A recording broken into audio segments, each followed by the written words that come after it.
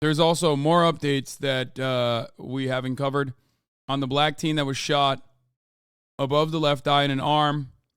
I wasn't live yesterday when one of my locks became true, which was, of course, that the shooter was an old racist the white guy. You know, he's now been charged. Apologize to Alabama police. What?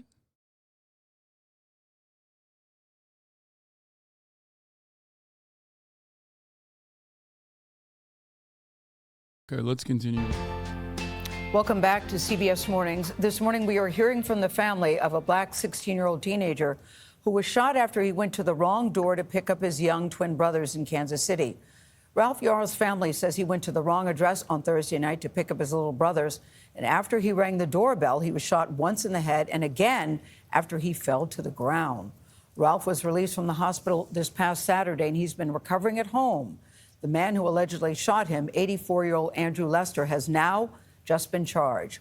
We're joined by Ralph Yarl's mother, that's Cleo Nagby, and the family's attorney, that is Lee Merritt. This is an interview that you'll see first on CBS Mornings.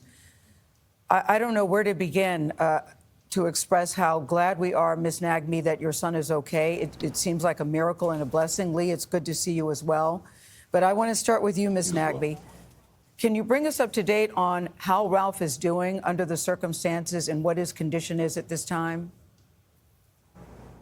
Good morning, and thanks for having me here. Ralph is doing considerably well. Physically, mornings are hard, but his spirits are in a good place. I borrow from his spirits. He is in very good hands. Can you tell us, Ms. Nagby, the extent of his injuries, where he was shot, and what exactly happened to him that night in terms of his injuries? Ralph was shot on top of his left eye, that I would say in the left frontal lobe, and then he was shot again in the upper right arm. He was shot, he had the bullet in the up here for about, let's say, up to 12 hours before it was taken out. So that injury is extensive, and the residual effect of that injury is going to stay with him for quite a while. He's home, but I want to remind everybody that Ralph is home because he's surrounded by a team of medical professionals. I'm a nurse for almost 20 years. His aunt is a physical therapy. His uncle is a medical professional. That's why he's home. So let's put that into perspective. Yes, that's a very good point. What did the doctors tell you about how he was able to survive this injury? I couldn't believe it when we heard on the news that he was home and walking and talking. So yesterday I talked to his pediatrician, and she said, so the CT said that there is just minimal fragments of the bullet in his brain. And I said, yes. And she's like, how? And I said, I don't know how. And she's like, bless God. And that's all I could say, because if she doesn't understand how, I don't understand how. Because if you get shot at that close of a range and the CT said that and the doctor don't understand how, then I don't understand how.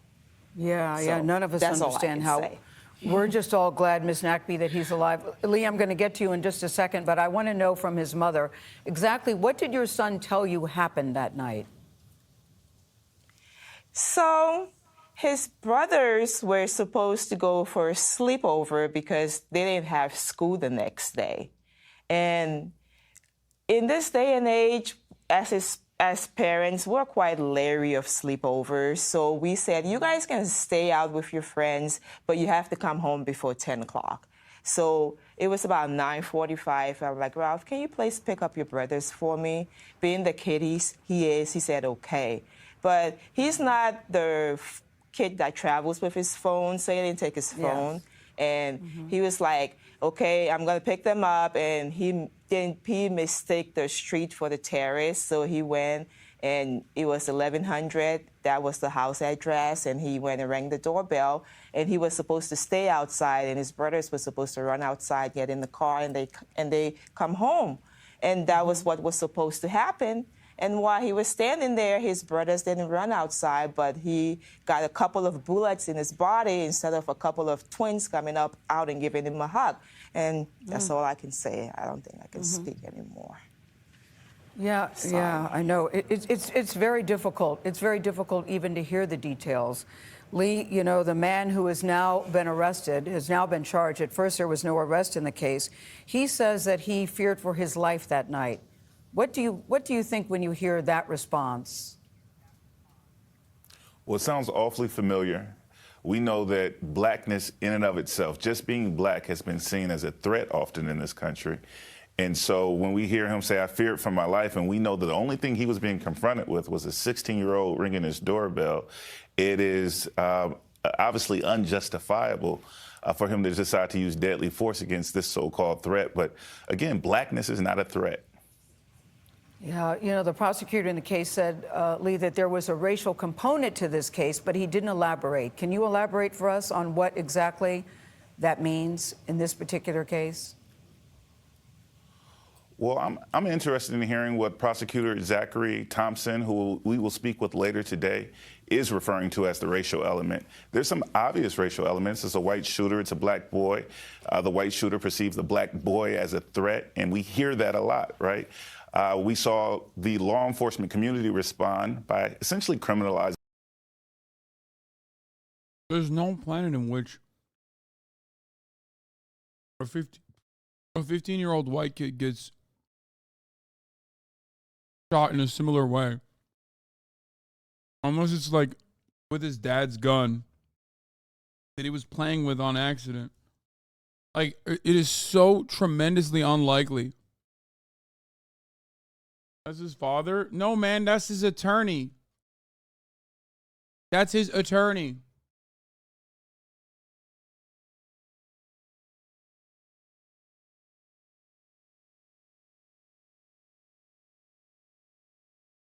This kid didn't enter the residence. He rang the doorbell and he got shot. 15-year-old boy. Okay. Just because you're a cop. What the fuck? Are all cops bastards? Police versus criminals?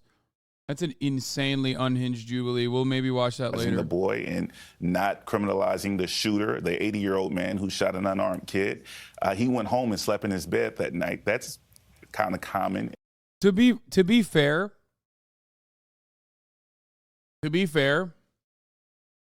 white people do get shot in this way as well, actually.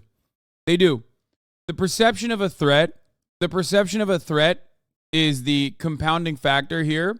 His blackness is perceived as a threat, but white people do get shot this way too, because it's America, okay? It's the same as like whenever there's like a trans person that does like a school shooting or something, which is like incredibly fucking rare to have a mass shooting be conducted by a trans person. People go, oh, it's trans people.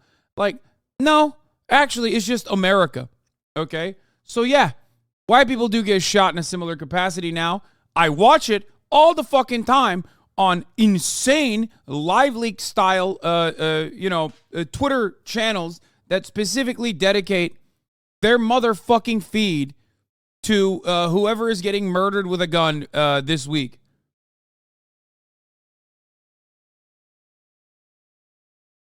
Okay? Because it is a profoundly American situation. Everybody has a gun.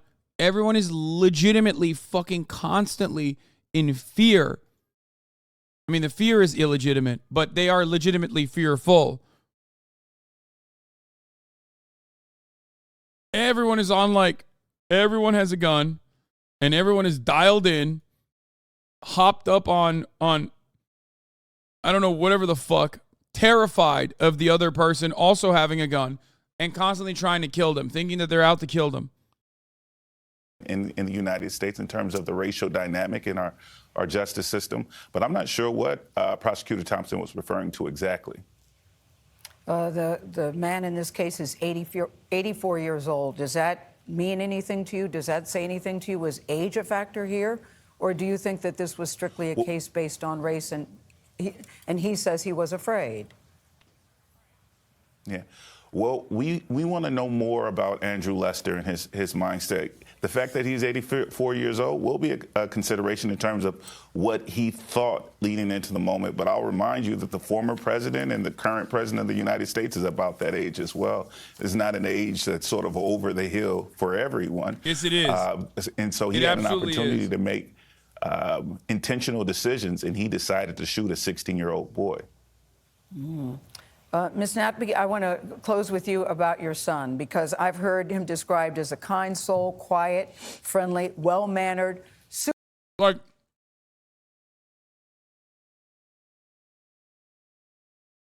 okay.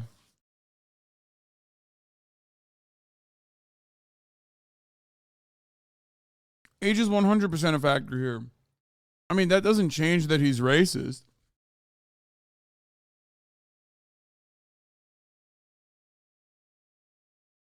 But, like, let's be real. Motherfucker's 84 years old. Why does he have a gun? You mean, like, grew up in racism, not like he has dementia, right? No, I think, bro, there are dudes out here who cannot fucking drive a car, who cannot live without assistance, and they got guns, and they use them on people that, you know, ring their fucking doorbells. Are you kidding me? No, I don't mean like age played a role in his racism. I'm sure that's part of it.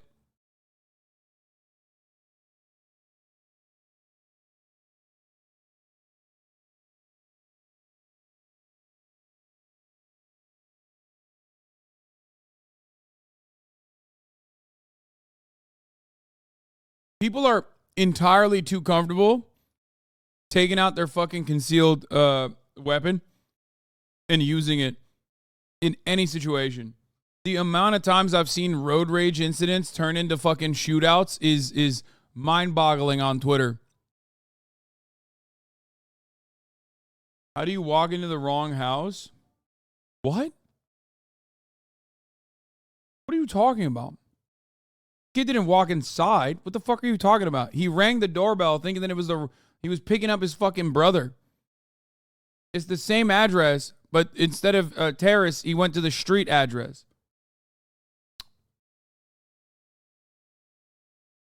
Are you out of your mind? Like, what's fucking going on? Oh my God, I'm effing again, I think.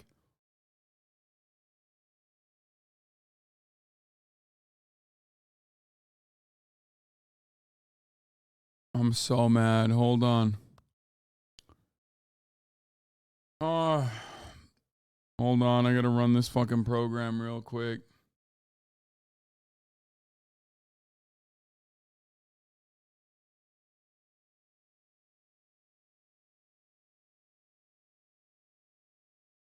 Distract.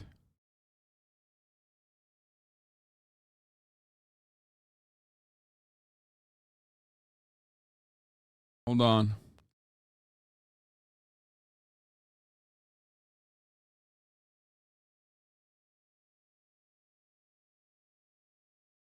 One second.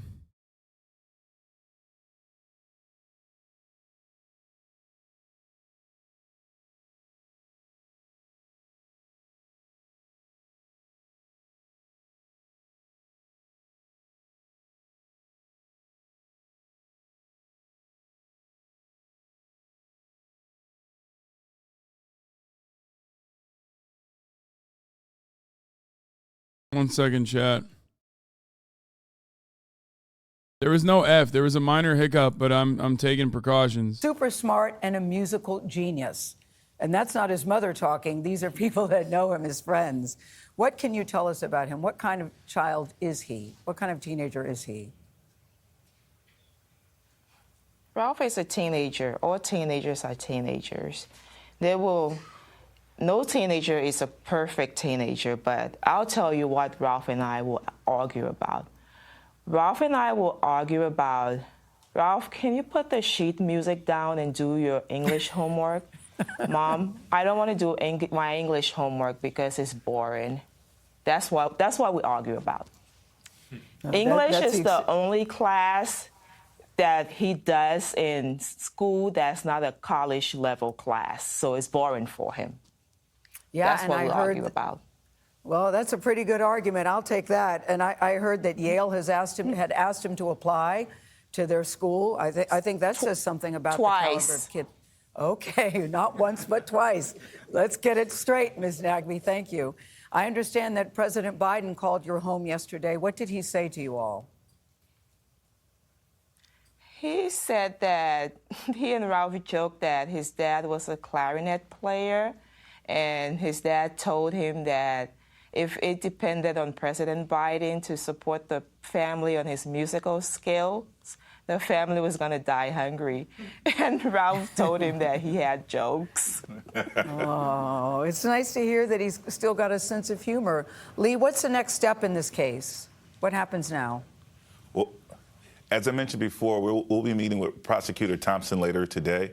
We want to understand the charges that he did move forward with. We're happy that they're 2 felony charges that bear serious consequences, but we're not quite sure why attempted murder wasn't one of the charges, and we want to explore that a little further.